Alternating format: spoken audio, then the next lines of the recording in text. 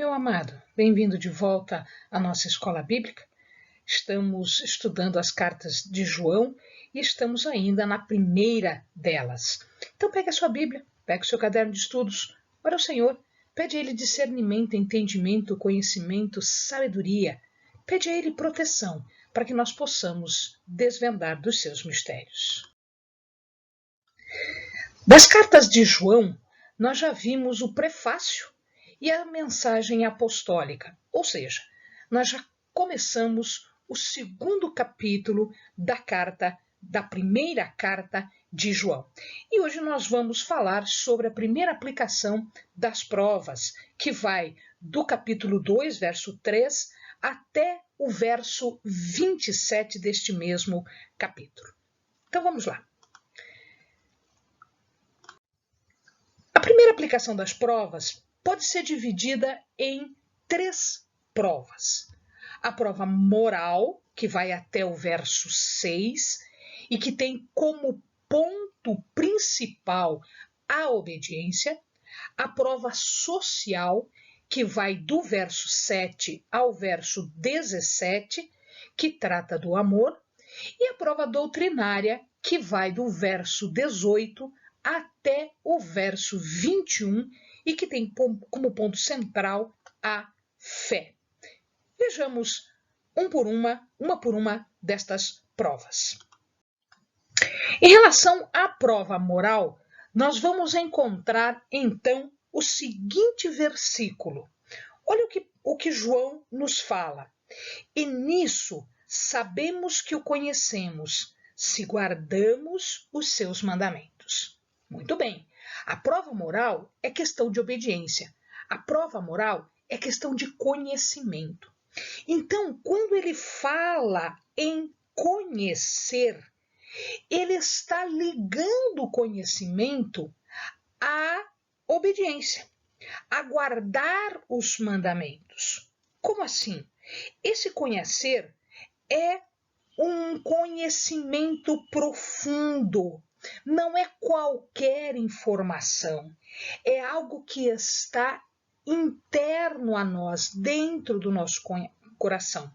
Quando nós conhecemos profundamente, nós conhecemos do fundo do nosso coração e da nossa alma. Isso nos conduzirá a guardar os seus mandamentos. E o que ele quer dizer com guardar os mandamentos? Quer dizer vigiar, quer dizer obedecer, quer dizer fazer e realizar aquilo que está nos mandamentos. Nisso sabemos que o conhecemos, nisso sabemos que temos uma relação muito íntima com Jesus. Como nós podemos manifestar isso? Guardando os mandamentos. Em relação à prova moral, ainda, diz João, aquele que diz, eu o conheço, e não guarda os seus mandamentos, é mentiroso, e nele não está a verdade. Mas qualquer que guarda a sua palavra, o amor de Deus nele tem-se verdadeiramente aperfeiçoado. E nisto conhecemos que estamos nele. Aquele que diz que está nele também deve andar como ele andou. Mais uma prova. Se você olha uma pessoa, se você vê o comportamento de alguém, se você percebe o seu próprio comportamento, esse comportamento ele deve ser em relação aos mandamentos. Porque se eu conheço, se eu tenho esta intimidade com, significa que o meu comportamento é igual ao mandamento, é igual à obediência, é igual a cumprir aquilo que foi explicado para nós. O nosso comportamento, ele tem que ser adequado aos mandamentos. Não adianta só uma declaração, não adianta só dizer, eu conheço. Não, nós vemos que alguém conhece a Deus quando ele se comporta pelo exemplo que Jesus nos disse, pelos mandamentos que Deus nos mandou. Caso contrário, isso é mentira. O amor significa uma obediência moral. O que que é a obediência moral? É uma obediência de comportamento, de mandamento. Significa que você vai agir em conformidade com aquilo que foi explicado, aquilo que foi dado como mandamento. Quando nós verdadeiramente amamos, quando verdadeiramente nós estamos em conhecimento, em comunhão, significa que nós temos um verdadeiro amor, porque ele tinha um verdadeiro amor e ele manifestou isso e ele nos ensinou isto. Então o amor é profundo. O amor é tão profundo que ele vai nos aperfeiçoando e vai nos tornando cada vez mais próximos.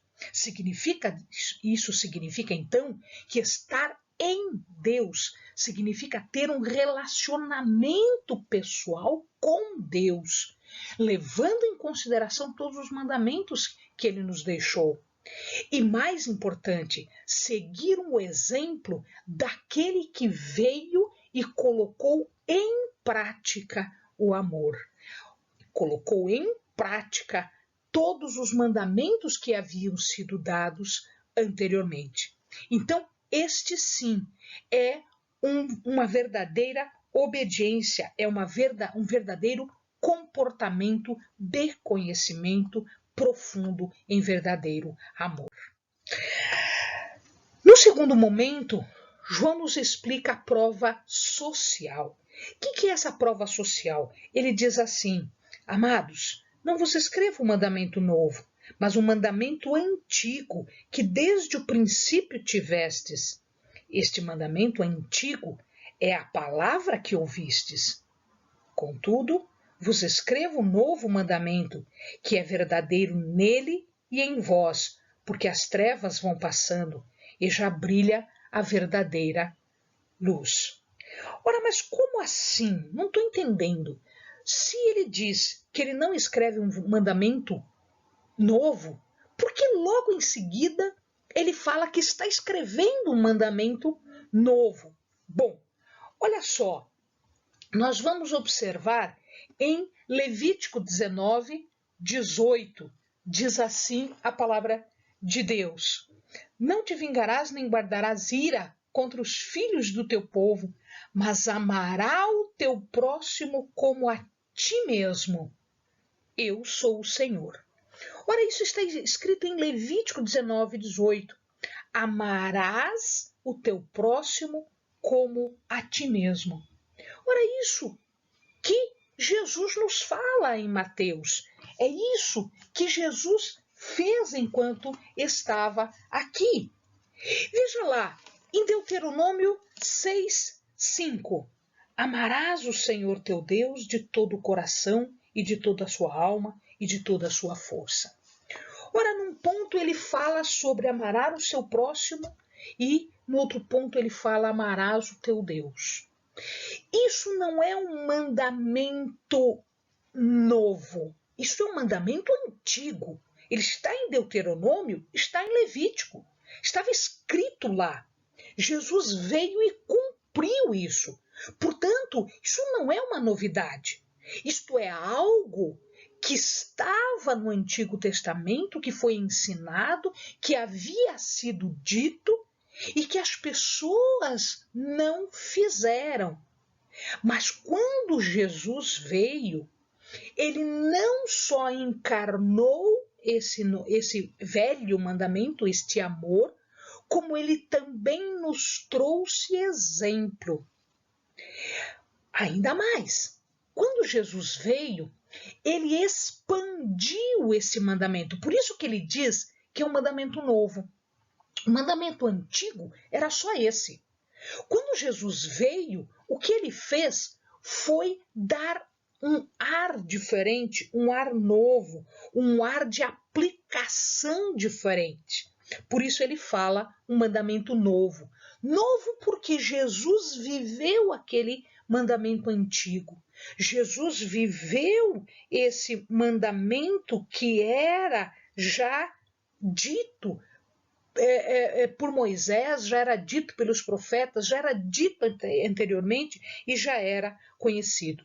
Só que o que acontece é que este momento de trevas e de pecado estava passando e estava brilhando uma verdadeira luz. Quem era essa verdadeira luz? Era Jesus. Então ele veio trazer neste antigo mandamento um sentido diferente, um sentido em extensão e de vivência diária. Ele disse: vivam deste jeito, façam como eu estou fazendo, porque isso significa a vida eterna. Ora, esta prova social também vai além. Ele continua argumentando. Ele diz assim: contudo, vos escrevo mandamento novo, que é verdadeiro nele e em vós, porque as trevas vão passando e já brilha a verdadeira luz. Isso significa que as trevas, ao passarem, nós vamos ter um novo mundo, uma nova realidade, um novo sentido de vida. Este novo sentido de vida só pôde ter acontecido, só pôde ter vindo porque veio Jesus. Esse novo mundo veio com Jesus e ele veio afastar as trevas, ele veio afastar o pecado. Aquele que diz que está na luz e odeia seu irmão, João continua, até agora está nas trevas. Aquele que ama seu irmão permanece na luz e nele não há nenhum tropeço. Mas aquele que odeia seu irmão está nas trevas e anda nas trevas, não sabe para onde vai, porque as trevas lhe cegaram os olhos. Amado, o mundo aqui é quem? O mundo aqui é o inimigo, é o pecado, são as coisas corruptas deste mundo. Mas quando Jesus veio, ele nos trouxe luz, ele afastou o pecado. Porque Jesus, ao trazer luz para este mundo, ele nos liberta do pecado, ele nos liberta das trevas. É por isso que ele diz que as trevas vão passando. Elas vão passando porque já não existe mais escuridão de pecado, porque existe a luz de Jesus, a luz trazida pelo amor de Jesus para conosco. A luz de Jesus é verdadeira e mais preciosa, mais poderosa do que a luz do sol, do que a luz de uma vela, do que a luz de uma lâmpada. Ela é o verdadeiro amor, porque ele veio sacrificar a sua vida por amor de nós, por amor da nossa vida, para nos resgatar. Então ele afasta todo ódio, todo tropeço, todo engano, ele afasta todo pecado que existe neste mundo. Agora João, ele começa a falar uma coisa interessante. Ele para de falar sobre estas três provas que nós já vimos, né? A prova moral e a prova social, e ele faz como que uma parada nesta explicação de provas, e ele começa a falar sobre a igreja e os seus estágios. Quando nós falamos de igreja, nós vamos ver que existem pessoas recém-convertidas, pessoas mais idosas e pessoas mais novas. Então ele fala assim, olha, filhinhos, eu vos escrevo, diz João, porque os vossos pecados são perdoados por causa do seu nome. Eu vos escrevi, meninos, porque conhecestes o Pai. Quando nós nos convertemos, nós somos filhinhos, nós somos meninos, nós somos crianças, nós somos bebês na fé, crianças na fé. Nós somos recém-nascidos de Deus. É isso que compõe a igreja no seu início. Porque no seu início, nós vamos ter recém-nascidos. Com o passar do tempo, estes filhinhos ficam jovens e depois amadurecem na fé. Então, quando ele fala isso, eu vos escrevo porque os vossos pecados são perdoados por causa do seu nome, nós estamos falando de alguém que está iniciando uma caminhada. E aqui, este novo convertido e que conheceu a Deus como Pai, que o retira das trevas, que o retira do mundo do pecado e que o leva para a verdadeira luz, que o leva para a verdadeira vida através do sangue de Jesus, é alguém que precisa ser ensinado.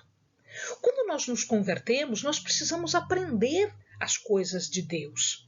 E, portanto, nós temos aqui um ensino, uma disciplina. Disciplina não é bater, não. Disciplinar não é espancar, não é bater, não é tornar dureza a nossa vida. Não. Disciplina quer dizer ensinar, é mostrar o caminho, é mostrar os mandamentos, é para que alguém aprenda as coisas de Deus, as verdades de Deus e as armas com as quais ela pode contar quando ela estiver em apuros.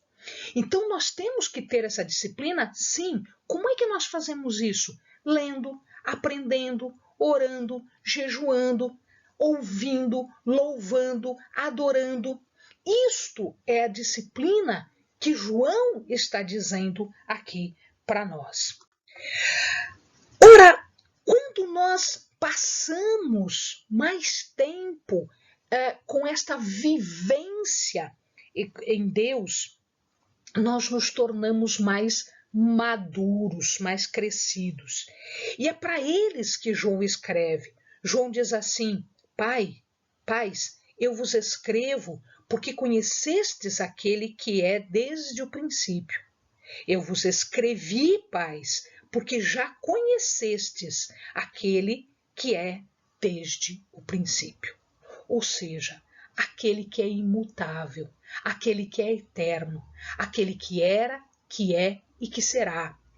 Amados, nós podemos ter certeza que este Deus não muda, que os seus mandamentos não mudam, que os seus benefícios não mudam, que o seu amor não muda.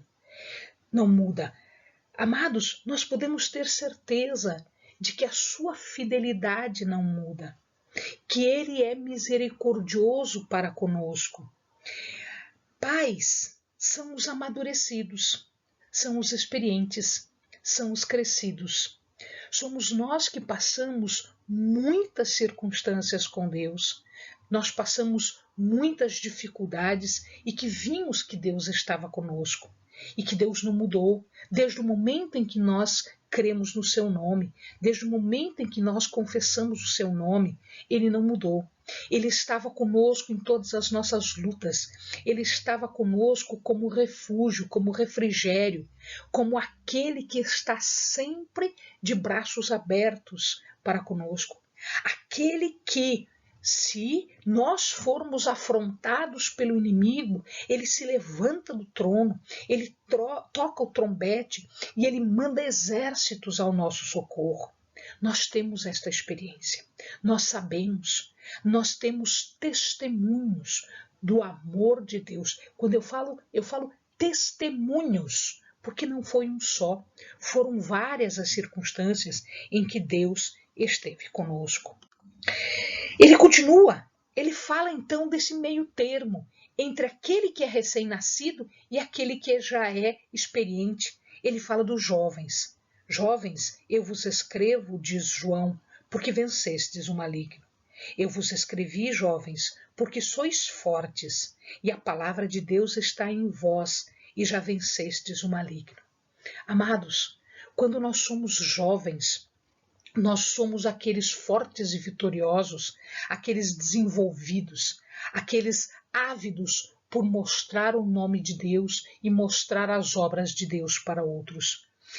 Estes são os que ainda estão em batalha, Estes são aqueles que ainda estão lutando e que ainda estão vencendo. Nós somos experientes? Somos.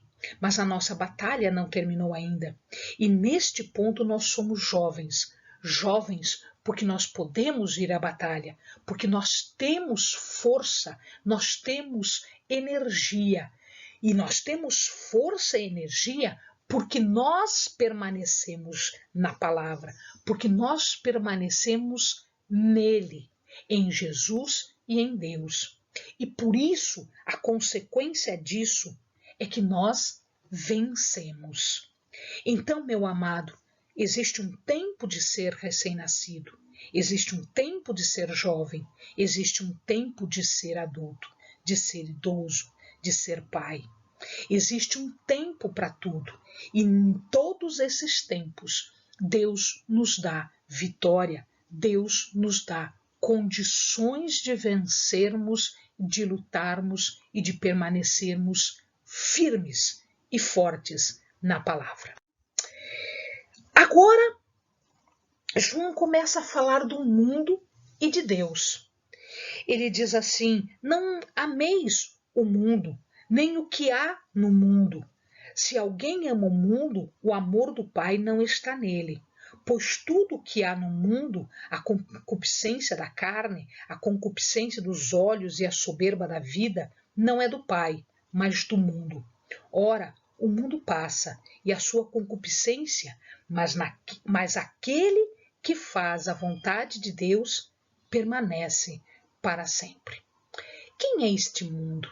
Este mundo, nós já dissemos agora há pouco, é o domínio de Satanás, cheio de pecado, cheio de decadência, cheio de corrupção, cheio de amargor, cheio de tristeza, cheio daquilo que nós podemos chamar de trevas. E aí, João nos dá 2 argumentos para isso.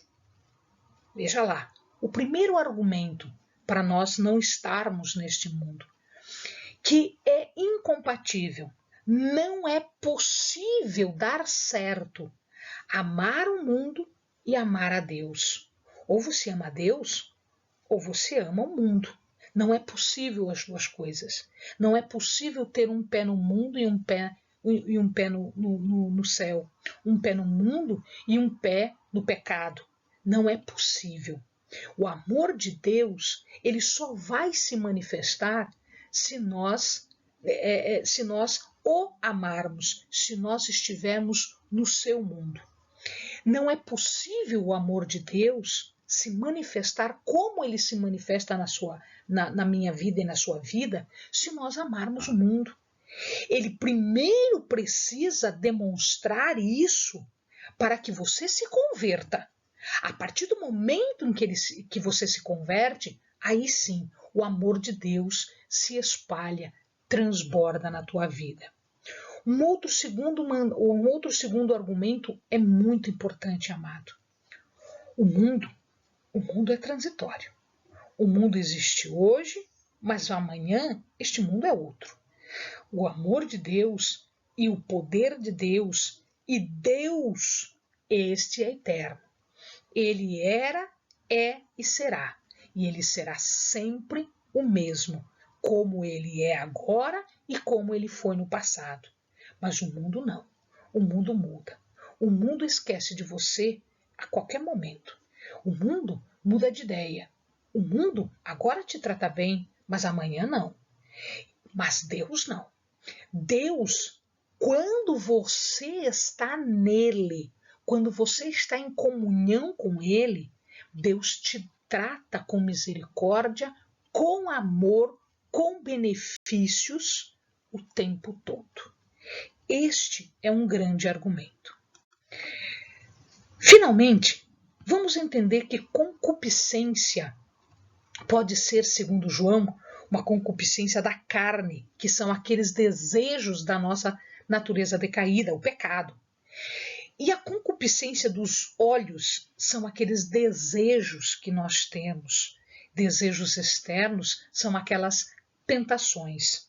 né? Então nós temos que tomar cuidado com a concupiscência da carne, com a concupiscência dos olhos. Queridos, o mundo não se satisfaz.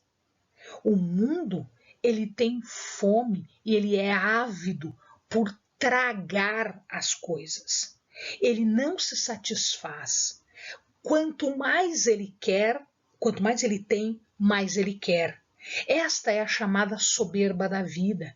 É a arrogância, é a vanglória, é a riqueza, é o status que eu tenho que adquirir a qualquer custo e ao preço da vida de quem quer que esteja na minha frente.